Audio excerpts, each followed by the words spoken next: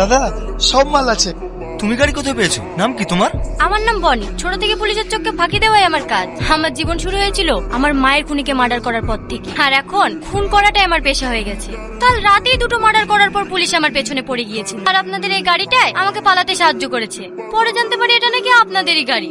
হ্যাঁ, তাই নিয়ে চলে আসলাম। বাহ বাহ বাহ বাহ বাহ বাহ বাহ বাহ, তোমার সাহসের প্রশংসা না করার পারলাম না। এতগুলো পুলিশের চোখকে ফাঁকি দিয়ে গাড়ি নিয়ে আসা আজ আর তার কর্ম না।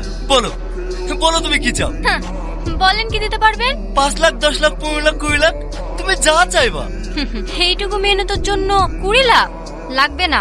কাজ দেবেন আপনার কাছে? হ্যাঁ, এ তো দেখছি মেঘনা চাইতেই জল। ও অবশ্যই, চলো ভিতরে চলো, ভিতরে গিয়ে সব কথা হবে। হাতটা ছাড়েন। হ্যাঁ হ্যাঁ।